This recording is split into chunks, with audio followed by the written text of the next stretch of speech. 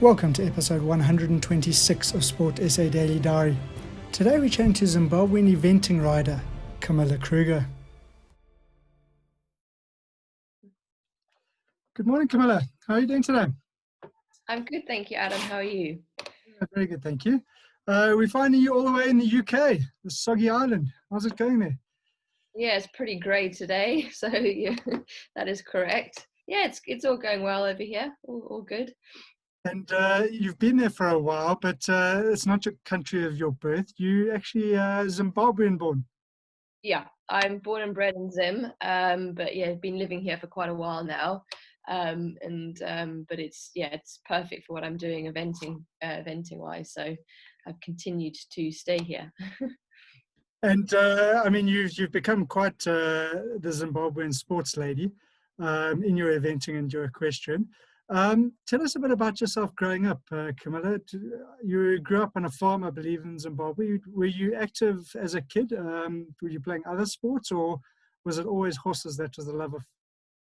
Played a lot of sports, so horses wasn't particularly serious when I was a kid. It was more for fun and leisure. Played lots of sports: hockey, tennis, athletics. Played a lot of things. And then it was only as I started to get to about 13, 14 that I wanted to pursue horses more seriously. And I believe you kind of started riding your grandfather's old ex-race horses. Yeah, I rode on the farm, all the ex-race horses. That's kind of my first kind of encounters with horses. So very different to what I'm riding now. But yeah, they served a purpose. They gave me my love for horses, the feel that I have for them, and it just, I think, also helped me with my bravery side of things, and that I'm pretty brave on a horse. Oh, jeepers, I mean, you must be to hop onto a racehorse, that's for sure, especially at such a young age. I don't have a fear factor. There's nothing. Yeah, I'm pretty gung ho. No, I'm sure. And tell us a bit about growing up on the farm. I mean, it must have been very different to kind of what you're used to now, so the wild African bush and all of that kind of thing. Yeah, to a certain extent, it's different. I've kind of tried to recreate that sort of lifestyle here in the UK. Growing up like most kids in Africa, ideal upbringing, playing on the farm, very outdoors, no shoes, just, finding things to do, adventures, that sort of thing, riding motorbikes between farms, that sort of thing. So over here, I live on a farm with my other half. So we, very outdoors lifestyle. I'm into my, vegetables, doing the garden, that sort of thing. So we've had a gorgeous spring and summer so far in the UK. So we've just, lived outside pretty much the whole time, having brides in the evenings, that sort of thing. So I still try and create the same similar sort of lifestyle over here. Well, I'm glad to hear that they're called brides and not barbecues. No, I haven't succumbed to some of the English ways. Yeah. And Camilla, you started competing at the age of 18. Tell us a bit about that and what it was like to compete professionally for the first time. It was, I think it wasn't really, I didn't necessarily take it as seriously. It hadn't dawned on me what it was like to do it professionally. I just was out there doing my thing, always very focused on my goals. And also in the UK, it's a huge community, the eventing circuit. There's thousands of people competing. Over a weekend, it could be like 2,000 people competing. So I just kind of slipped into the system and just was doing my thing. It wasn't really, I didn't really feel necessarily professional until probably a couple of years before the Olympics, when things started to get noticed and started to do well on the circuit. That's when I think things started to dawn that I was becoming somebody in the UK. And tell us, was there ever the opportunity, or were you ever approached to represent the UK as opposed to Zimbabwe? Never been approached, but I don't think I never would. UK's been an incredible country for my foundation, my training, where I've got to, and things with regards to my career. But I am born and bred Zimbabwean, and I will never change nationalities to ride for a different country, because it's not just about you know, what the opportunities you get, it's, I think riding for a country means a lot more to me. You represent the people there, what they've been through, that kind of thing. So I wouldn't change routes and ride for a different country. That's brilliant to hear. And we've chatted to a couple of sportsmen over the last sort of 6 to 8 weeks or so who have had the opportunity and have also sort of said no way. Yeah. The fact that, you know, if you had to win and stand on top of a podium and hear the national anthem of another country, it just wouldn't work. No, it wouldn't have the same feeling for me. And there's been a lot more for me, like being a Zimbabwean and what we represent, and actually seeing Zim on the market, so on the, you know, international circuit for equestrianism and stuff. It's a big, you know, it's a big deal. It's not like there's lots of us, you know, there's not many of us doing it. So it would be sad that I've, you know, started this pathway to then to, you know, move on from it. I want to kind of keep it, the momentum going for future generations to come through to carry on what I'm doing. Yeah, I mean, so you must at sort of events, if they're flying the Zimbabwean flag, that must feel quite surreal because you know it's just for you, essentially. There's a lot of other countries, they got multiple competitors from one country, so the flag's not essentially just for them individually, where for you it is essentially the majority of the time just for you. Yeah, well, it is very special, but I don't know, I don't see it as just for me because, you know, when I go eventing, I have a little team around me, so I kind of create it us as a team. And, you know, even though my grooms and coaches are British, they, you know, they're very proud to also, you know, represent Zim in a way, you know, supporting me and being part of the team. So they love it, because, you know, we do kind of, you know, stand out a little bit from the crowd, and it's great, you know, the support that we get and stuff in this country. And, you know, in Europe, you know, people, they love it. They, you know, they get quite excited. They go, you know, they often come to me, these organizers, to say, oh, I've bought a Zimbabwean flag, we've got one, and, you know, look, we've put it up and stuff. You know, they love it. So it's a really positive thing over here in Europe. And Camilla, do you still have roots and family in Zim, and do you manage to get back to Zim at all? Yeah, my whole family's still in Zim. It's just me and my two sisters that are based in the UK. My folks moved back a couple of years ago, and all my grandparents, cousins, aunts, uncles, everyone's in Zim. I've got some family in SA actually. I've got some cousins and a grandma there. But yeah, so I trying to come back, you know, once a year if I can. That's usually what I like to do towards the end of this, like after the season, for Christmas, to see, you know, the family and stuff. And Camilla, you've had a couple of horses in your career that you've ridden on. You've had Go Fly, Sacred Sound, but Barrett's or Sam the Man seems to have been the special one for you. Is there a specific reason why? Well, he's the one I'd say that's, yeah, made my dreams come true. So, you know, that's why he kind of takes the, you know, he's the top dog because of that. You know, it's, I haven't represented any other horse at that level, so that's why he's pretty special. That he's the other horses are great, they're coming through the grades, but they haven't, you know, got to 4 or 5 star level like, you know, Sam has. And also I've had him since he was 4, so I've done all the training myself. So we've done the whole journey together. Plus it was my first time riding at that level with Sam. Other horses I haven't quite got to that level on, just because they, you know, weren't quite good enough, or they got sold or whatever reason. So he will, you know, every rider has that horse that does something in their career, and Sam was that horse. So he'll always hold a special, you know, place in my heart, and he'll always, you know, be the man. And I mean, you say he holds a special place in your heart. Tell us a bit about the bond that you share, because I mean, a horse is it's another sort of living being who has control over their own movements. You guys must sort of be very in sync in order to achieve at the highest level.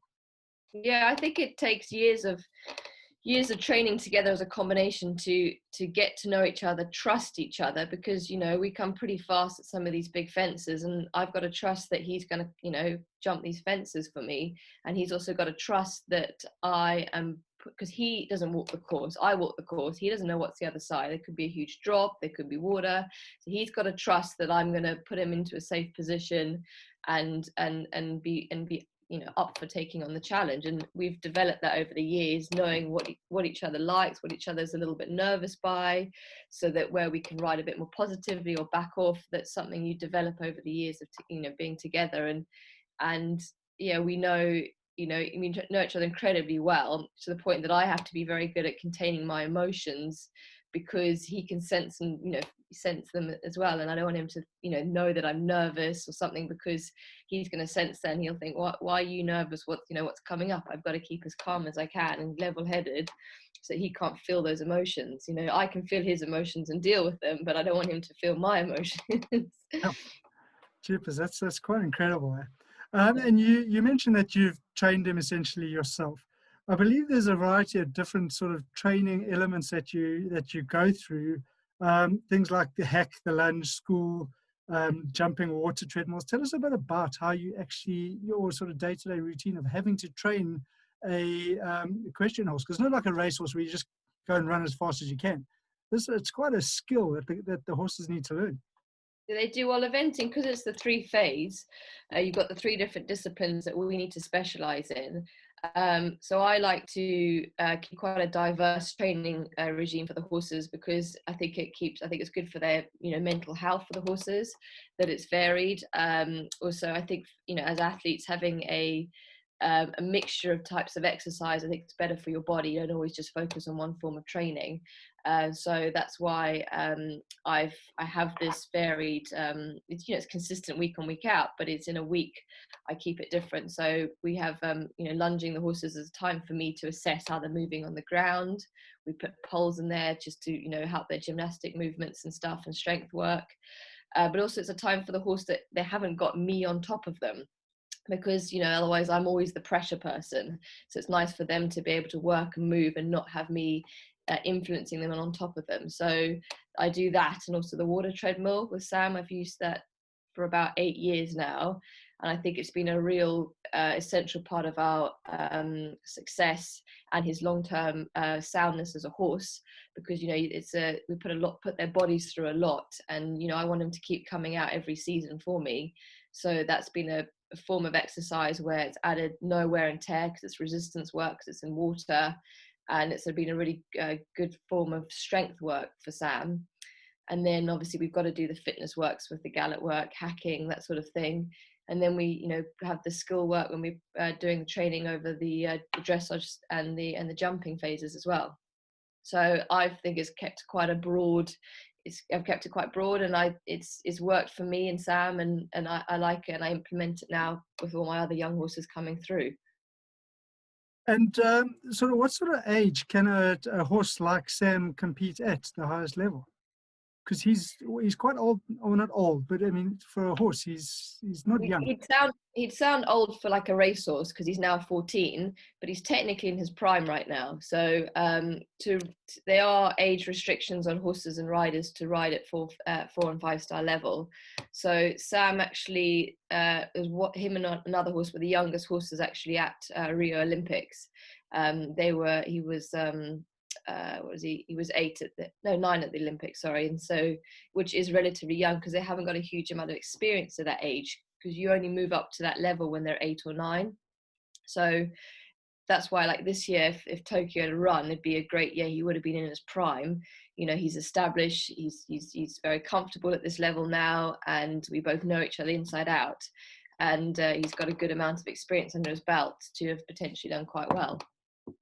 And you mentioned the Olympics. 2016 was obviously a massive year for you, qualifying for the Olympics, the first Zimbabwean to actually compete in the discipline. Tell us a bit about your story, starting from how you got there. I believe you qualified at the Federation for Equestrian Sports. Tell us a bit how, sort of the feeling and emotion of qualifying, and then the feeling of an emotion of actually competing at the highest level. Well, the qualification process, we thought, like, you know, we'll give it a go. Sam was very young at the time. I was quite inexperienced, but I had a very dedicated coach who believed in both of us. And he said, you know, let's give it a go. You are both relatively inexperienced, but if you don't make it, we've got the next Olympics where you'll both be in your prime. But let's go through the procedure and see how you both do. And you know, I was always, my dream was to go to the Olympics. So I, you know, put in the work and stuff. And I thought, I don't want to just do this as an experience. I want to qualify. So I really had my heart set on going through the qualification process and doing well.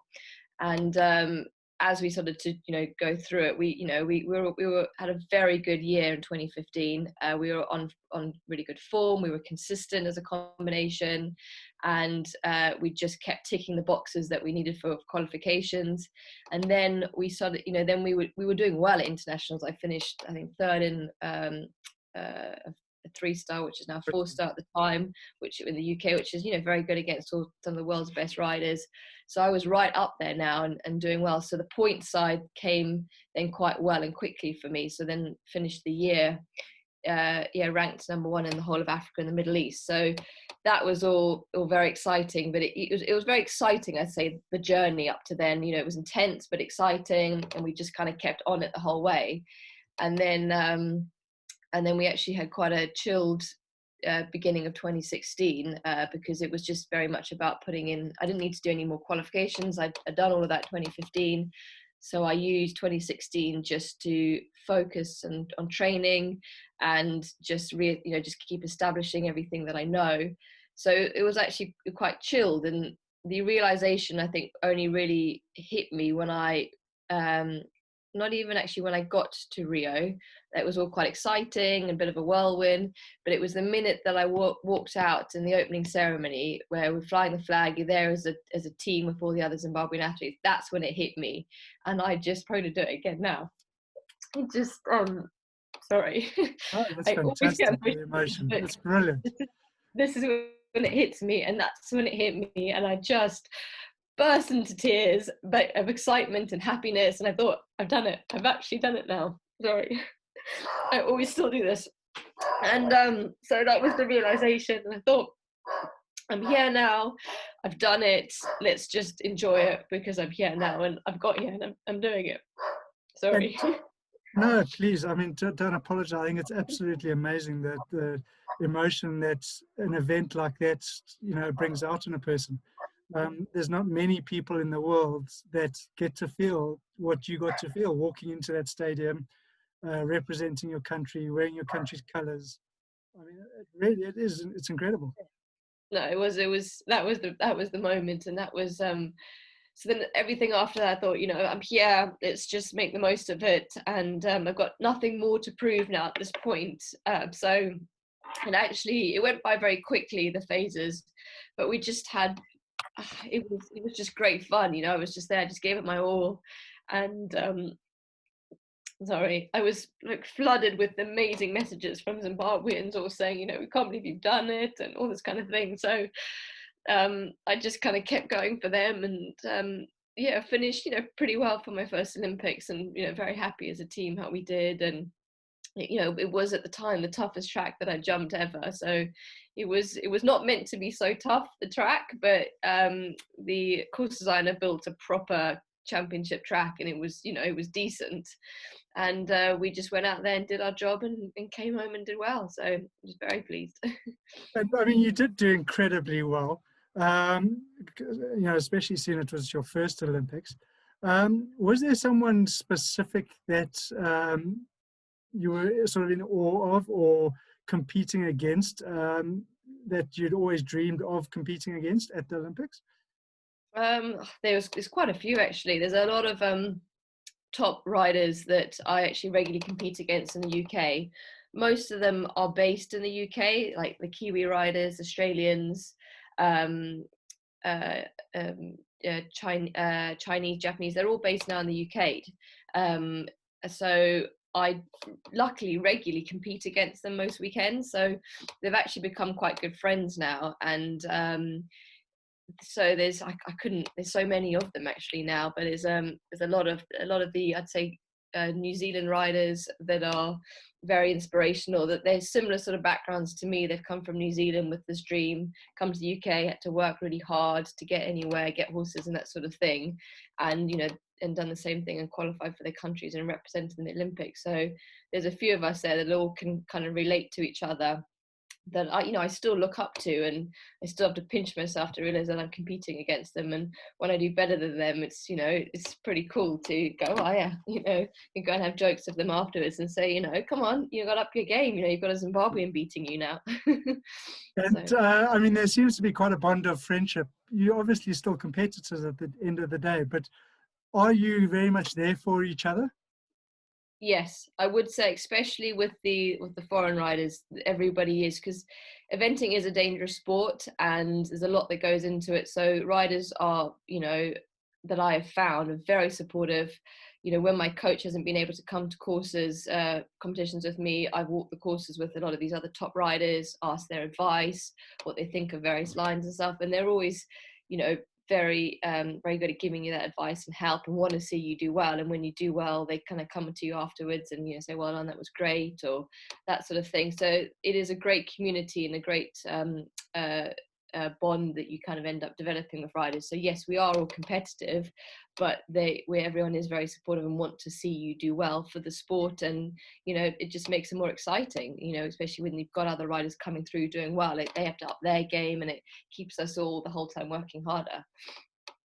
And obviously you rode Sam at the Olympics. How did he get there? Is there not a sort of quarantine requirement for animals sort of going So yeah, yes, there is a quarantine procedure you have, but with the Olympics, what they set up is they did 6 weeks prior to the games. We set up all of us riders set up our own yards as quarantine yards.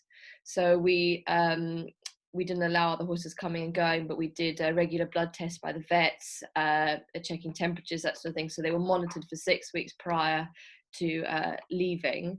And then they obviously, when they traveled to the Olympics, when they arrived in Rio, they went straight with all on the transport straight to the stabling, and that became like a quarantine base, the actual where we performed. So we didn't leave sight with those horses, so that was the quarantine. That's why we could then ride and compete them. But then when they came back, they left straight from the base, straight to the airport, straight back to the UK. So they kind of kept it all very very good in quarantine. So that's why we didn't have to do so we weren't wandering around Rio with them. We stayed in a base, so that's how they got around the quarantine side of things. And again, in Rio, blood testing, temperature checks, all that sort of thing, they kept monitoring of horses. And so it was a really very efficient and well run procedure that you could still train and ride your horses, and they didn't have to have any time where they weren't worked or weren't ridden type thing. And they, I presume, via air travel, and you put them to sleep? No, none of that. They air travel, yep, freight. Then no, you don't put them to sleep. That's not the plan, unless they're naughty and have a problem. Then there's vets on board that will sedate them. But these horses are well traveled. They've traveled, not necessarily in planes, but they've traveled, long distance in trucks. So for them, they don't know they're going in an aeroplane. So they get put into their, they call it a crate, which luckily they all got to go first class to the Olympics. So they didn't squeeze 3 horses on one. They put 2 on one. So lots of room, space to move around a little bit. But for them, they just assumed they were going in another lorry. Probably felt a little bit different, but they're all well traveled and traveled well. So it's quite fun putting a horse on a plane. It's also quite emotional because you put them on and say goodbye, and off they flap into the sky, and someone meets them the other end. So it's very surreal. I've never put a horse on a plane before, so I've never traveled them that far. So it was quite fun, really. And then so I put Sam on the plane, and my groom had flown ahead, so she was there to meet him on the other end to then pick him up, and then I followed on. That's how we did it. He flew first class. Did you as well? No. I did not get to fly first class. No, I didn't get the privilege of that. And then, Camilla, I believe 2017 was a bit of a hard year for you. Tell us a bit about that and what you learned from that. I think it was hard in the respect that it was the first time. I think the whole lead up to the Olympics, I'd say I was like a nobody. No one really knew me on the circuit, and I'd never had to deal with the psychological side of sport because I'm quite a chilled person. I don't get particularly nervous, and I just go out there and do my job. But then with all the attention that I had from the Olympics and stuff, I found that afterwards, the psychological side of it, there was a lot more expected on me. I thought more so after the Olympics. So actually, it was the first time I had to deal as an athlete with the psychological side of competing. And I had a lot of ups and downs with my performances because I was too busy thinking of what everybody was thinking and how it was going. Basically, I was thinking too much. and that actually affected my performance. So I then, after 2017, reassessed things, went to see a sports psychologist and a performance coach to reevaluate how I deal with thinking too much at competitions, to get myself back into a good place after when I'm competing and at competitions. So it was a very interesting side of sport that I only actually experienced after the Olympics. Most would have it pre and at the Olympics. I had it afterwards. So it's actually a big part, and a part that I took for granted, I think, before, and now is a very influential part of sport. It is. Absolutely. I mean, you see it at the highest level, whether it's football or rugby or any sport, the importance of being able to deal with the mental aspect of it as well. Yeah. Camilla, 2020 Olympics, obviously now moved to 2021, hopefully. Very much a goal for you? Yeah, it still is. Sam feels amazing. He feels really good. It would be a shame not to try and contend him for it. So I will, it's all still a little bit up in the air with qualifications, the procedure and stuff. We would have been told a few things, but it's just quite difficult for, it's not like it's just the UK doing this in this pandemic. It's the world, which is a very unusual circumstance that anyone's experienced. So I will obviously, as of 2021, I will try and contend for it, but we'll see what the world brings and see what the situation is. But I'm always at the moment, whilst he feels amazing, I will strive for the best for him and do what I can.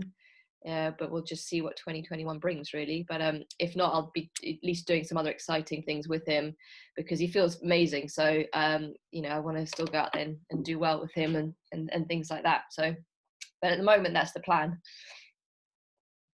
No doubt you'll certainly be there. And post Olympics, I mean, how long do you foresee your career going on for?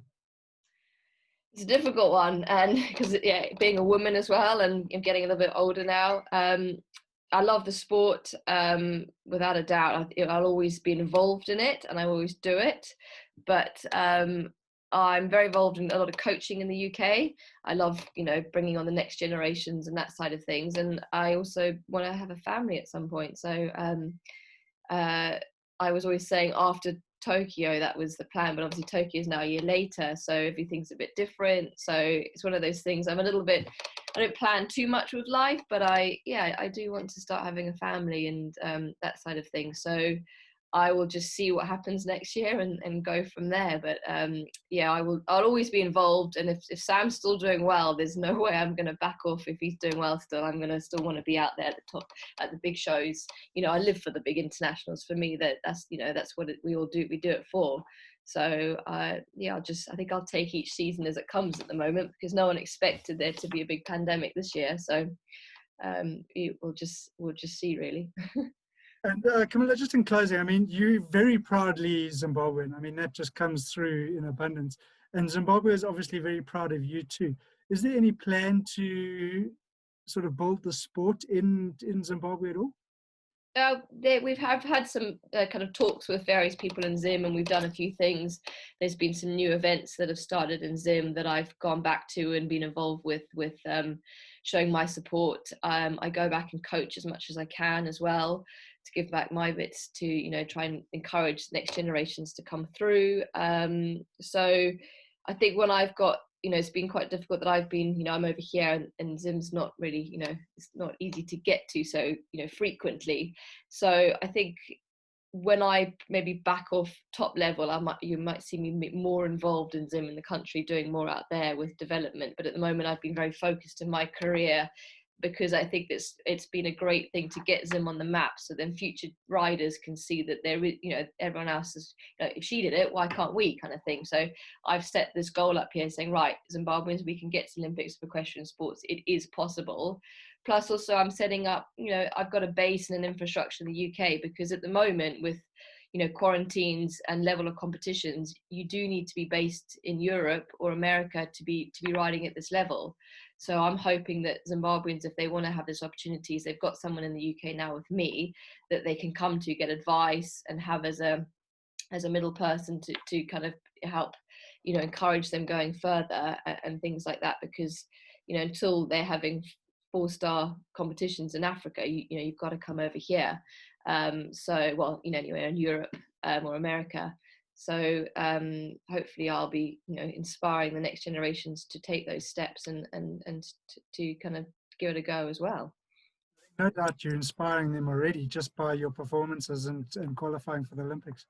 Camilla, it's been fantastic chatting to you today on Sport SA Daily Diary. Thank you for your time. Good luck with the sort of next year ahead, and let's hope we see you proudly representing not only Zimbabwe but the rest of Africa out there in Tokyo. Yeah. Thank you very much, Adam. Thank you.